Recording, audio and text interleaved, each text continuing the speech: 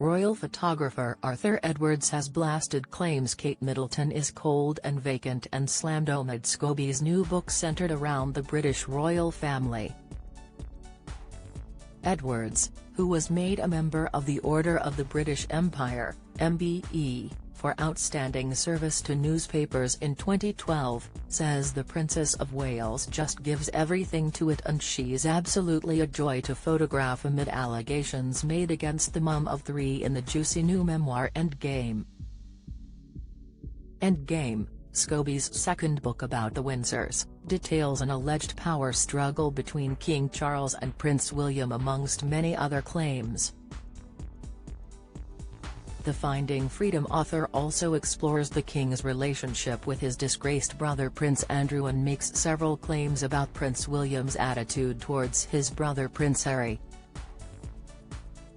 Scobie, who denies being a close friend of Meghan Markle but is often described as a mouthpiece for the Duchess of Sussex, touches on the future Queen of England within his literary offering, painting an unflattering picture of a royal who works part-time and has earned herself the nickname Katie Keane because the palace press office hides her reportedly lower workload by saying she is keen to learn.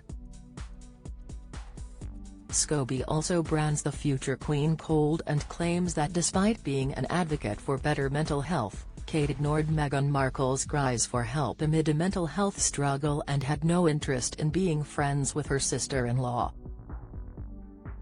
Drawing comparisons between the two women, Scobie claims Kate isn't known for her leadership and outgoing nature, unlike Meghan, and that the mother of three has had 5 private secretaries in 6 years because they apparently found the role uninspiring and frustrating.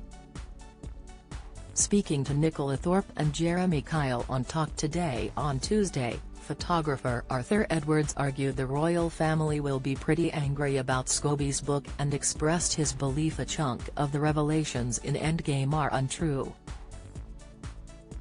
Edwards also jumped to the Princess of Wales' defence following extracts casting the mum of three in a bad light.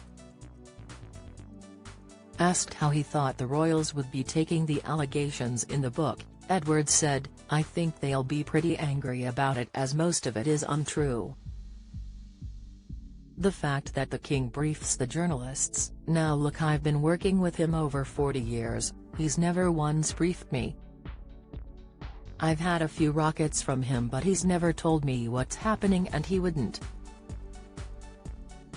He would never discuss that. You wouldn't even dream of asking him about his family, we'd never discuss that." When he came back from Scotland after the Queen died, he arrived at Northolt and I was there. He got off the plane and I said, "I'm so sorry about what's happened to your mum," and he said, "Well, it was inevitable, it would happen one day." Since then, the book claims he muddled through the first 100 days. "I covered those first 100 days. The crowds were huge, he was inspiring, I don't know how he did it. I was told during the day he put on this great show because obviously he was grieving inside for his mother and he did a brilliant job. The fact he briefs and Camilla briefs, I mean, it's just a joke, but the worst of all is Kate. Katie Keane." Edwards continued, "Last night I looked at some of my pictures of Kate just thinking, where has he got this from? Katie is Keane, she really does a great job. She's got 3 children she wants to spend time with, but at the same time she gives an awful lot of her time to the royal family. Alright, she turns up in nice outfits and she looks great, and she is a photographer's dream, I have to say. When I see some of the things she does, when she gets involved in sports, she plays sports like she's a sportsman all her life, she just gives everything to it and she's absolutely a joy to photograph. The fact she doesn't think she's pulling her weight, well, I covered Meghan for that first 18 months. I thought she was a great addition to the royal family and she was okay, but not a patch on Kate. Meghan would always be safe, doing the selfies, doing the autographs, but Kate would absolutely charm children, and so would Harry. Ahead of his book being released on Tuesday, Endgame author Scobie took to social media last week to implore his followers to read his book in full rather than just extracts.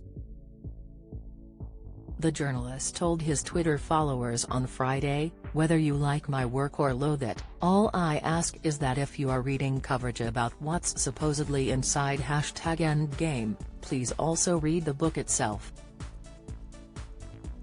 Incorrect and bad translations, snippets without context, leaks etc. do not tell the full or accurate story. Thank you. Follow Mirror Celebs on Snapchat, Instagram, Twitter, Facebook, YouTube and Threads.